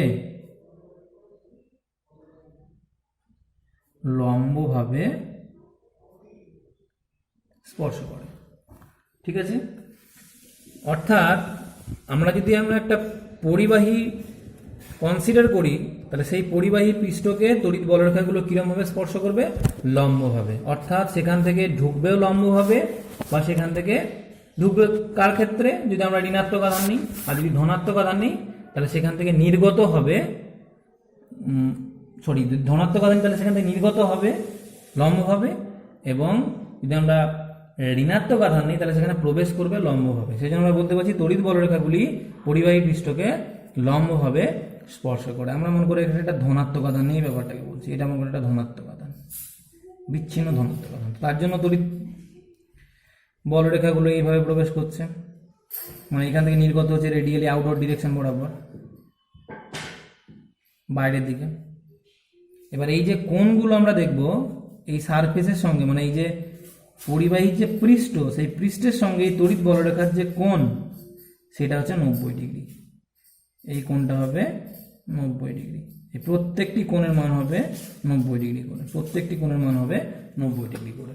অর্থাৎ তড়িৎ বলরেখাগুলো পরিবাহী পৃষ্ঠকে লম্বভাবে স্পর্শ করবে বা লম্বভাবে প্রবেশ করবে বা ছেদ করবে বলতে পারি। ঠিক আছে, এটা হচ্ছে 7 নম্বর প্রপার্টি। এবার 8 নম্বর প্রপার্টিটা কি দেখে নিই। 8 নম্বর প্রপার্টি বলছে তড়িৎ বলরেখাগুলি ধনাত্মক আধান দ্বারা বিকর্ষিত হয় এবং ঋণাত্মক আধান দ্বারা আকর্ষিত হয়। তড়িৎ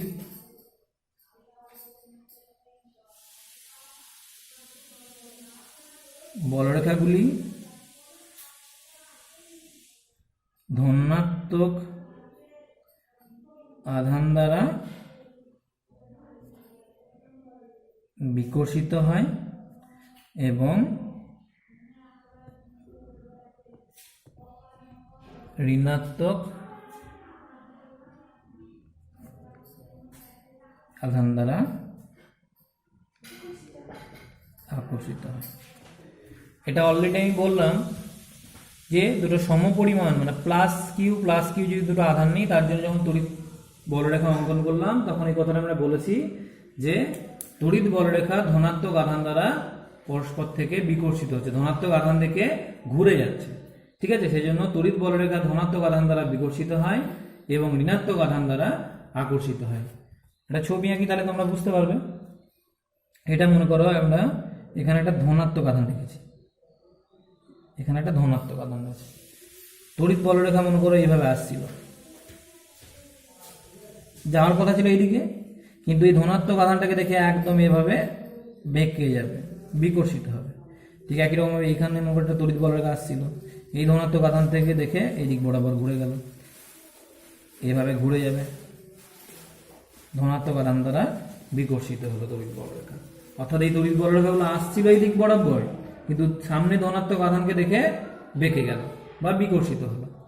ঠিক একই রকম ভাবে আমরা ঋণাত্মক আধানের জন্য ব্যাপারটাকে ভাবি। ঋণাত্মক আধান দ্বারা যেহেতু আকর্ষিত হচ্ছে, তাহলে মনে করো এটা তড়িৎ বলরেখা এই দিক বরাবর যাচ্ছিল, তাহলে ওর যাওয়ার কথা ছিল এইদিকে, কিন্তু যেহেতু ধনাত্মক আধানটাকে দেখলো, দেখে একদম এইভাবে বেঁকে যাবে। ঠিক আছে, অর্থাৎ ঋণাত্মক আধানকে দ্বারা আকর্ষিত হলো, এটা ওইদিকে যাওয়ার কথা ছিল, কিন্তু ঋণাত্মক আধান দ্বারা আকর্ষিত হয়ে এখানে প্রবেশ করছে। এটা মনে করো একটা রেখা বললাম, যাওয়ার কথা ছিল এদিকে, কিন্তু যেহেতু একটা ঋণাত্মক আধান দেখছে তা সেই জন্য ও এরকম ভাবে বেঁকে গেল। এটা যাওয়ার কথা ছিল এইদিকে, কিন্তু ঋণাত্মক আধানকে দেখে ঋণাত্মক আধান দ্বারা আকর্ষিত হলো। ঠিক আছে, অর্থাৎ আমরা দেখতে পাচ্ছি তড়িৎ বলরেখা সর্বদা কি না তো ধনাত্মক আধান দ্বারা বিকর্ষিত হয় এবং ঋণাত্মক আধান দ্বারা আকর্ষিত হয়। ঠিক আছে, এটা গেল 8 নম্বর প্রপার্টি। এবার আমরা পড়ব 9 নম্বর প্রপার্টিটা কি আছে দেখি। এবার হচ্ছে 9 নম্বর প্রপার্টি। 9 নম্বর প্রপার্টিটা দেখো কি হচ্ছে। 9 নম্বর প্রপার্টি বলছে তড়িৎ বলরেখাগুলি ঘন সন্নিবিষ্ট হলে, মানে যেখানে তড়িৎ বলরেখাগুলো ঘন সন্নিবিষ্ট হয় সেখানে তড়িৎ প্রাবল্য অধিক হয়। যেখানে তড়িৎ বলরেখার সংখ্যা ঘনত্ব অধিক, ঠিক আছে, মানে সেখানে ঘন সন্নিবিষ্ট হচ্ছে, সেখানে তড়িৎ প্রাবল্য অধিক হয়। এবং যেখানে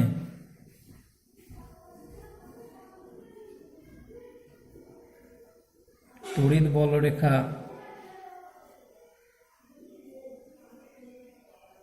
সংখ্যা ঘনত্ব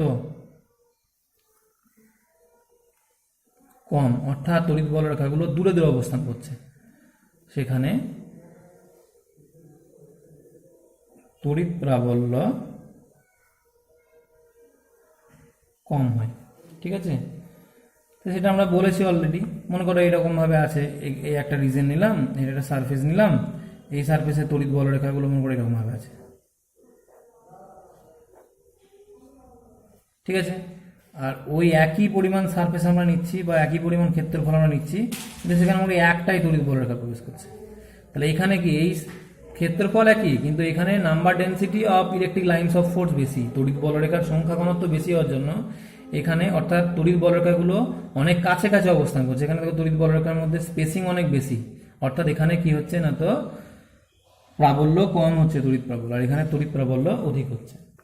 বেশ, এটা হচ্ছে 9 নম্বর প্রপার্টি গেল। এবার 10 নম্বর যে প্রপার্টি সেটা দেখে নাও। 10 নম্বর প্রপার্টিটা বলছে কোনো আধান থেকে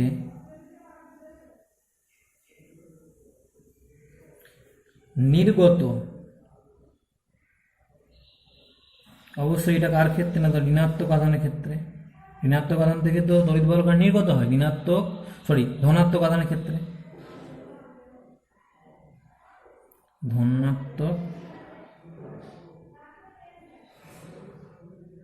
আধানের ক্ষেত্রে। তাহলে কোনো আধান থেকে নির্গত বা কোনো আধানে আগত, এটা আগত মানে কোথায় কার ক্ষেত্রে, ঋণাত্মক আধানের ক্ষেত্রে। ঋণাত্মক আধানের ক্ষেত্রে তড়িৎ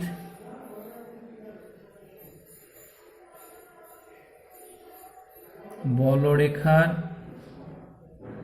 সংখ্যা, ঠিক আছে, কোনো আধান থেকে নির্গত বা কোনো আধানে আগত তড়িৎ বলরেখার সংখ্যা, ঠিক আছে, সেটা আধানের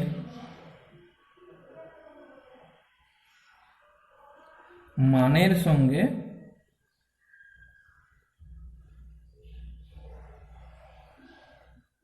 সমানুপাতিক হয়। অর্থাৎ কোনো একটা আধান আছে, সেই আধান থেকে কতগুলো তড়িৎ বলরেখা বেরোবে, বা কোনো একটা আধান আছে সেটা কোনো ঋণাত্মক আধান, সেখানে কতগুলো তড়িৎ বলরেখা প্রবেশ করবে, সেটা কিন্তু আধানের মানের সঙ্গে সমানুপাতিক হবে। একটা উদাহরণ নিয়ে তাহলে তোমরা বুঝতে পারবে। মনে করো এখানে আমরা একটা প্লাস কিউ আধান নিলাম, এখানে একটা প্লাস কিউ আধান নিলাম, এবং ধরে নিলাম এই প্লাস কিউ আধান থেকে একটা, দুটো, তিনটে, চারটে তড়িৎ বলরেখা নির্গত হচ্ছে। এবার এই প্লাস কিউ আধানের পরিবর্তে আমরা এখানে প্লাস টু কিউ আধান নিই, অর্থাৎ আধানের পরিমাণ আমরা দ্বিগুণ করে দিই, তাহলে পরে প্লাস কিউ আধানের জন্য চারটে বেরোছিল, প্লাস টু কিউ আধানের জন্য 8টা তড়িৎ বলরেখা নির্গত হবে। ঠিক আছে, এখান থেকে বেরোবে কটা না, তো 8টা, দুটো, চারটে,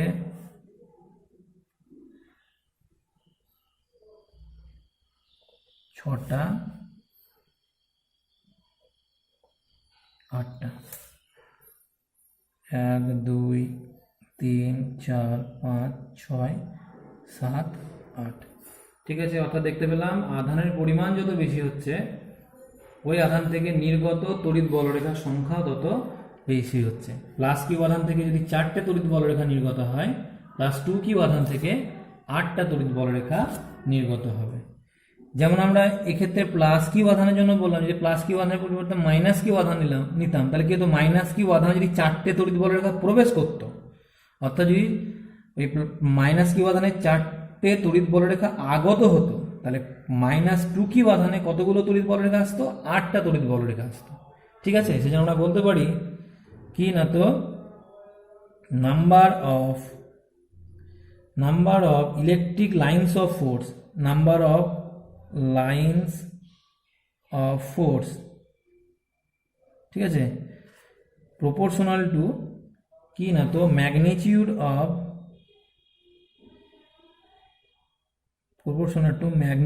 অফ চার্জ। ঠিক আছে, অর্থাৎ আধানের মান যত বেশি হবে তত বেশি পরিমাণ তড়িৎ বলরেখা নির্গত হবে, বা তত বেশি পরিমাণ তড়িৎ বলরেখা প্রবেশ করবে। ঠিক আছে, তো এইগুলো গেল তড়িৎ বলরেখার প্রপার্টি। ঠিক আছে, বেশ, এবার আমরা যেটা করব সেটা একটা ইম্পর্টেন্ট একটা টপিক, কি না, তো বলরেখার সাহায্যে তড়িৎ প্রাবল্যের নির্ণয়, মানে তড়িৎ প্রাবল্যকে, কোনো বিন্দুতে তড়িৎ প্রাবল্যকে আমরা তড়িৎ বলরেখার সাহায্যে প্রকাশ করব। বলরেখার সাহায্যে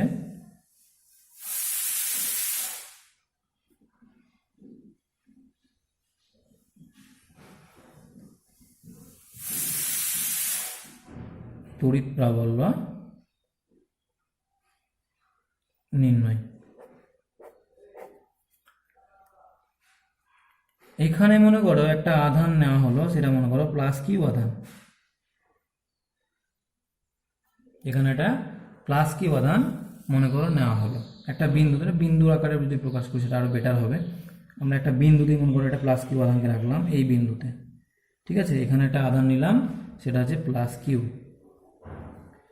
এবার বলছে এই প্লাস কিউ আধান থেকে কতগুলো ইলেকট্রিক লাইন্স অফ ফোর্স বেরোবে, সেটা বিজ্ঞানী ম্যাক্সওয়েল এটাকে প্রকাশ করেন। তিনি বলেন, ম্যাক্সওয়েলের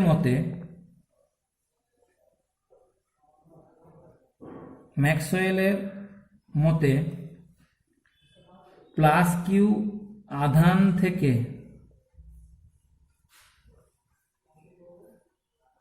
নির্গত তড়িৎ বলরেখার যে সংখ্যা হবে, প্লাস কিউ আধান থেকে তড়িৎ বলরেখা কিভাবে নির্গত হবে, এভাবে নির্গত হবে, এইদিকে এইদিকে চারিদিকে ছড়িয়ে যাবে।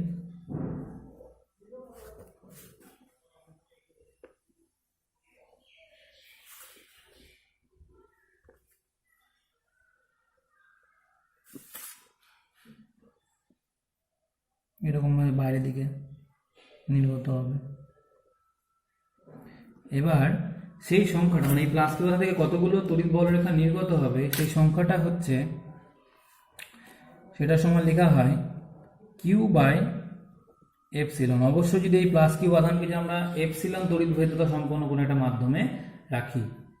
এবার আমরা একটা কাজ করি, এই প্লাস কিউ আধানকে কেন্দ্র করে আমরা আর ব্যাসার্ধের একটা গোলীয় তল আমরা কনসিডার করব। আর ব্যাসার্ধের একটা গোলীয় তল কনসিডার করলাম। এই যে ব্যাসার্ধটা, এই ব্যাসার্ধটা মনে করো আর, ঠিক আছে, আর ব্যাসার্ধের একটা গোলীয় তল আমরা কল্পনা করলাম। তাহলে যদি এই আর ব্যাসার্ধের আমরা একটা গোলীয় তল কল্পনা করি, তাহলে আমাকে বলো তো এই যে তড়িৎ বলরেখাগুলো এই গোলীয় তল, এই যে গোলীয় তল বা এই গোলীয় তল থেকে নির্গত হচ্ছে, কেমনভাবে নির্গত হচ্ছে? লম্ব হবে। কারণ আমরা তড়িৎ বলরেখার প্রপার্টিতেই বলেছি যে তড়িৎ বলরেখা সর্বদা তার পৃষ্ঠকে বা পরিবাহী পৃষ্ঠকে কি না তো লম্বভাবে স্পর্শ করে। তা যেহেতু এই যে তড়িৎ বলরেখাগুলো মানে কিউ বাই এপসিলন সংখ্যক তড়িৎ বলরেখা কি না তো এই গোলীয় তলকে লম্বভাবে অতিক্রম করছে, ঠিক আছে, তাহলে আমরা বলতে পারি এই যে আর ব্যাসার্ধে যে আমরা গোলীয় তল আমরা নিলাম, সেই আর ব্যাসার্ধ বিশিষ্ট গোলীয় তলের ক্ষেত্রফল কত? 4 পাই আর স্কোয়ার। তাহলে লেখা যায় অতএব 4 পাই আর স্কোয়ার ক্ষেত্রফলের,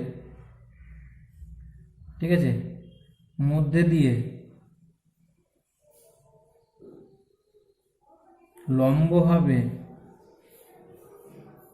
অতিক্রান্ত তড়িৎ বলরেখার সংখ্যা, এটার সমানে হচ্ছে কিউ বাই এপসিলন, তাই তো? কারণ এই কিউ বাই এপসিলন সংখ্যক যে তড়িৎ বলরেখা যেটা কিনা লম্বভাবে অতিক্রম করছে, সেটা কতটা পরিমাণ ক্ষেত্রফলকে লম্বভাবে অতিক্রম করছে? 4 পাই আর স্কোয়ার ক্ষেত্রফলকে, তাই তো? এই পুরো ক্ষেত্রফলের মধ্যে দিয়ে অতিক্রান্ত লম্বভাবে অতিক্রান্ত তড়িৎ বলরেখার সংখ্যা কত? Q by epsilon. তাহলে লিখতে পারি অতএব একক ক্ষেত্রফলের মধ্যে দিয়ে, একক ক্ষেত্রফলের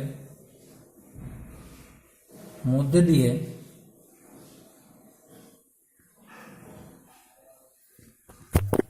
একক ক্ষেত্রফলের মধ্যে দিয়ে লম্বভাবে অতিক্রান্ত তড়িৎ বলরেখার সংখ্যা কত হবে?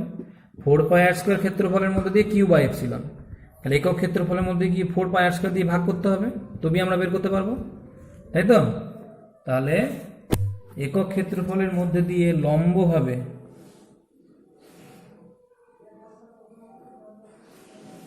অতিক্রান্ত তড়িৎ বলরেখার সংখ্যা, একক ক্ষেত্রফলের মধ্যে দিয়ে লম্বভাবে অতিক্রান্ত তড়িৎ বলরেখার সংখ্যা, সেটা সমান কি লেখা যাবে? সেটা সমান লেখা যাবে Q by 4 pi epsilon R square, তাই তো? মানে কিউ বাই এপসিলনকে 4 পাই আর স্কোয়ার যদি ভাগ করি তাহলে Q by 4 pi epsilon R square. এবার দেখো আমরা যদি এখানে একটা প্লাস কিউ আধান রাখি, তাহলে এই প্লাস কিউ আধান থেকে এই আর দূরে এই সারফেসের প্রত্যেকটা বিন্দু দেখো এই প্লাস কিউ আধান থেকে আর দূরে অবস্থিত, এবং এই পৃষ্ঠতলের প্রতিটি বিন্দুতে ক্ষেত্র প্রাবল্য কত? দেখো আমরা জানি প্রত্যেকটা বিন্দুতে ক্ষেত্র প্রাবল্যের মানও হবে Q by 4 pi epsilon R square, ঠিক আছে? তাহলে লিখতে পারি এটা যে ওই গোলীয় তলের মানে আর ব্যাসার্ধের গোলীয় তলের আর কি, গোলীয় তলের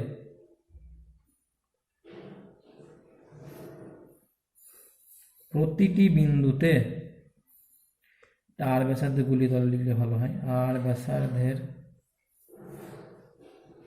গোলীয় তলের প্রতিটি বিন্দুতে তড়িৎ প্রাবল্য সেটার মান কত? সেটার মানও হচ্ছে q/4πε r²। অর্থাৎ আমরা দেখতে পেলাম যে একক ক্ষেত্রফলের মধ্যে দিয়ে লম্বভাবে অতিক্রান্ত তড়িৎ বলরেখার সংখ্যাটাই ওই পৃষ্ঠতলের কোনো বিন্দুতে তড়িৎ প্রাবল্যের সঙ্গে সমান হয়। অর্থাৎ কোনো বিন্দুতে তড়িৎ প্রাবল্যকে আমরা তড়িৎ বলরেখার আকারে প্রকাশ করতে পারবো। কিভাবে লিখতে পারবো? যে অর্থাৎ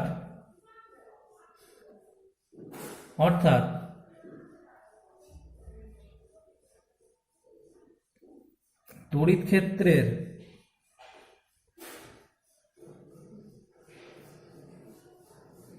কোনো বিন্দুতে তড়িৎ প্রাবল্যের মান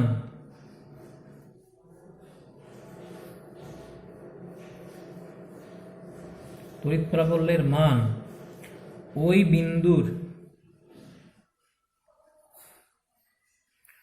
বিন্দুর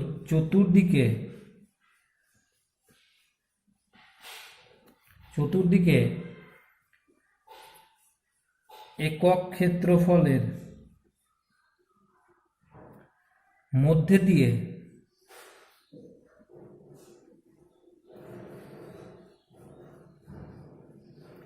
লম্বভাবে অতিক্রান্ত তড়িৎ বলরেখার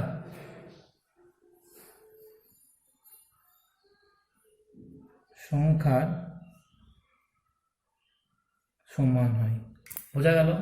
অর্থাৎ আমরা তড়িৎ ক্ষেত্রের কোনো বিন্দুতে যদি তড়িৎ প্রাবল্য নির্ণয় করতে চাই তাহলে কি করতে হবে? মনে করো এটা একটা বিন্দু আছে, ঠিক আছে? এই বিন্দুতে তড়িৎ প্রাবল্য আমরা নির্ণয় করতে চাই, তাহলে আমাকে কি করতে হবে? এইখানে আমরা একটা একক ক্ষেত্রফল কল্পনা করব এবং এই একক ক্ষেত্রফলের মধ্যে দিয়ে যতগুলো তড়িৎ বলরেখা লম্বভাবে অতিক্রম করবে এই সারফেসটাকে, এই যতগুলো তড়িৎ বলরেখা লম্বভাবে করে অতিক্রম করছে, এটা লম্ব হচ্ছে না, ঠিক আছে? এটা এরকম ভাবে আছে মনে করো, ঠিক আছে? তাহলে আমরা এই যে এই একক ক্ষেত্রফলের মধ্যে যতগুলো তড়িৎ বলরেখা লম্বভাবে অতিক্রম করবে সেইটাই হচ্ছে ওই বিন্দুতে তড়িৎ প্রাবল্য। অর্থাৎ তড়িৎ ক্ষেত্রে কোনো বিন্দুতে তড়িৎ প্রাবল্য সমান লিখতে পারি ওই বিন্দুর চারিদিকে যদি আমরা একটা একক ক্ষেত্রফল নেই তাহলে সেই একক ক্ষেত্রফলের মধ্যে দিয়ে লম্বভাবে অতিক্রান্ত তড়িৎ বলরেখার সংখ্যাটাই হচ্ছে ওই বিন্দুতে তড়িৎ প্রাবল্য। ঠিক আছে? তাহলে আজকে এতদূর পর্যন্তই থাক।